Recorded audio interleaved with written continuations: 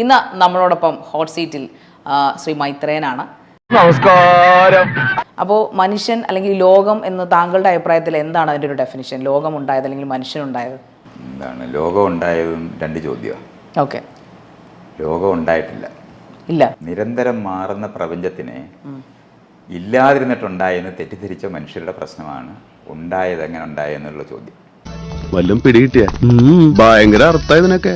അല്ല, താങ്കൾക്ക് ഞാൻ ചോദിച്ചത് താങ്കൾക്ക് മനസ്സിലായില്ല എന്നാണ് എനിക്ക് മനസ്സിലായില്ല എന്നുള്ള കാര്യം നിങ്ങൾ വിചാരിക്കണം. ഞാൻ നിങ്ങളോട് ചോദിക്കുന്ന ദിവസം പറഞ്ഞാൽ മതി. ഇയാളെന്താ ഒരുമാതിരി മുള്ള വെച്ച പോലെ വർത്താനം പറയുന്നത്? കാരണം നിങ്ങൾ എന്നെ വിളിച്ചിരുത്തി സംസാരിക്കുന്ന ആളാണ്. അതെ. അപ്പൊ ഞാൻ പറയുന്നത് കേട്ടാ മതി. റാങ്ക് പറയും അപ്പൊ കേട്ടാ മതി, റാങ്ക് കാണിക്കും അപ്പൊ കണ്ടാ മതി. അല്ല, അതൊരു നാസിസം അല്ലേ? താങ്കൾ പറയുന്നത് കേട്ടാ മതി എന്ന്. ആ ജഡ്ജ്മെന്റ് നിങ്ങൾക്ക് എവിടെ നിന്ന് കിട്ടി? താങ്കൾ പറയുന്നത് മാത്രം കേട്ടാ മതി എന്ന് കേട്ടാ പറയുന്നത് മതി. അല്ലെങ്കിൽ പിന്നെ നിങ്ങൾ ചോദിച്ചെന്തിനാ എന്നോട്? സൂക്ഷിച്ച് സംസാരിച്ചില്ല എന്റെ വിധമാറും. ആളാരെന്നൊന്നും ഞാൻ നോക്കൂല. അല്ല, താങ്കളോട് നിങ്ങൾ എന്നോട് ചോദ്യം ചോദിച്ച ആരാണ്? ഞാനാണ് ചോദ്യം ചോദിച്ചത്. അതുകൊണ്ടാ കേക്ക് എന്ന് പറഞ്ഞാൽ ജീവൻ എന്ന് നമ്മൾ നിർണ്ണയിക്കുന്നത് വഴിയാണ് ജീവൻ ഉണ്ടാകുന്നത്. നേരത്തെ നമ്മൾ എന്ന് പറയുന്ന ആരാണ് സാർ? നമ്മളെന്ന് പറയുന്നത് നിങ്ങളിപ്പോ ചോദിച്ച ചോദ്യം, നിങ്ങളുടെ പേരെന്താ? ശാരിക. ശാരിക ഉണ്ടെന്നറിയാവോ? ഉണ്ട്. അപ്പൊ പിന്നെ ചോദിച്ച നിങ്ങളല്ലേ? അപ്പൊ നമ്മളാരാന്ന് മനസ്സിലായില്ലേ? അതല്ല ഉദ്ദേശം. താങ്കൾ എല്ലായ്പ്പോഴും താങ്കളുടെ ഇന്റർവ്യൂവിൽ താങ്കളുടെ വാദം സമർത്ഥിക്കാനാണ് ശ്രമിച്ചത്. ചോദിക്കുന്ന ഏതൊരു അവതാരകനോടും താങ്കൾ ഒരുപാട് ചോദിക്കാൻ അറിഞ്ഞുകൂടാ. നിങ്ങളല്ലെങ്കിൽ എന്നെ എന്തിനാ വിളിച്ചത്? നിങ്ങൾ എന്തിനാ എന്നെ വിളിച്ചെന്ന് പറ. താങ്കൾ അവിടെ അങ്ങോട്ട് പോകുന്നില്ല. തല ഇത്തിരി താഴ്ത്തി തന്നാ നീ അതിന്റെ പുറത്ത് കയറി നിരങ്ങും. നിങ്ങൾ എന്നെ എന്തിനാ വിളിച്ചത്? ഇതുപോലുള്ള കുറച്ച് ചോദ്യങ്ങൾ ചോദിക്കാം. അവിടെ ഇരുന്ന് കേട്ടാ മതി. ഇയാളെന്ന് റേഡിയോ ഒന്നും അങ്ങോട്ട് പറയാൻ പറ്റത്തില്ല, പറയുന്നല്ല ഇങ്ങോട്ട് കേട്ടോളാം. അറിവില്ലാത്ത ആളാണെന്ന് ആദ്യമേ ബോധ്യം വേണം. ആ ബോധ്യമില്ലാത്ത ഒരാൾ ചോദ്യം ചോദിക്കരുത്.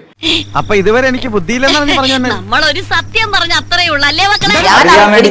എനിക്ക് അറിവ് കുറവുള്ള ഒരാളാണ്. നിന്നെ കണ്ടപ്പോഴേ എനിക്ക് തോന്നി. നിങ്ങൾ ഹോട്ട് സീറ്റ് ആണെന്നൊക്കെ പറഞ്ഞിട്ട് വിവരമില്ലാതെ ചോദ്യം ചോദിക്കരുത്. ഇതെല്ലാം കൂടി നമ്മള് ചോദ്യം ചോദിക്കരുത്. അതിനു വേണ്ടി കൃത്യമായിട്ട് മനസ്സിലാക്കാനുള്ളത് താങ്കൾ മാത്രമല്ല ലോകത്ത് വിവരമുള്ള. ആ വിവരമുള്ള ഞാൻ തന്നെ ഉള്ളു, തനിക്കില്ല. ചോദിച്ചു വാങ്ങിച്ചു. നിങ്ങൾക്ക് എന്നെ വിളിക്കുന്നത് ഞാനൊരു ചോദ്യം, നിങ്ങളൊരു ചോദ്യം എന്നോട് ചോദിക്കണമെന്ന് നിങ്ങൾക്ക് തോന്നുന്നുണ്ടല്ലേ? അതെ. അപ്പോഴാണ് ഞാൻ പറയുന്നത് കേൾക്കേണ്ടി വരുന്നത്. താങ്കൾക്ക് നല്ല ടെൻഷൻ ഉണ്ടോ? എന്ത് ടെൻഷൻ? ഞാൻ എന്റെ ചോദ്യം ചോദ്യം എന്ന് പറഞ്ഞു മണ്ടൻ ചോദ്യമാണ്. എന്ത് ടെൻഷൻ? വെറുതെ നമ്മൾ ഈ നാണം കേട്ടല്ലോ. തനക്ക് നാണം ഉണ്ടായിട്ട് വേണ്ടടോ നാണം കെടാൻ.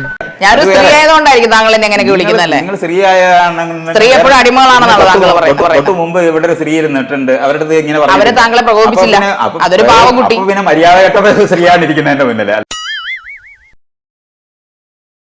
ഇങ്ങനെ നാറാനൊരു ചങ്കൂറ്റം വേണം കേട്ടാ. താങ്കൾക്ക് അഡ്രസ് ഇല്ലല്ലോ. ഉണ്ടാക്കുന്നതാണ്. താങ്കൾക്ക് അഡ്രസ് ഉണ്ടോ? അല്ല സാർ, താങ്കൾ പറയുന്നത് എഴുതി വെക്കണമെന്ന്. എഴുതി വെച്ചിട്ട് മാത്രമേ അഡ്രസ്സുകൾ ഉള്ളൂ. നിങ്ങളുടെ പേരിട്ടാലേ നിങ്ങൾക്ക് പേരുള്ളൂ. നിങ്ങളുടെ രൂപം നിങ്ങളുടേതല്ല. പിന്നെ ആരുടെ? അത് താനേ ഉണ്ടാകുന്നത്. പേരങ്ങനല്ല. നിങ്ങള് കൊരങ്ങമണിന്ന് എനിക്ക് വിളിക്കാൻ പറ്റും, ഒരു പ്രശ്നമുണ്ട്. നിങ്ങള് കൊരങ്ങമണിന്ന് എനിക്ക് വിളിക്കാൻ പറ്റും.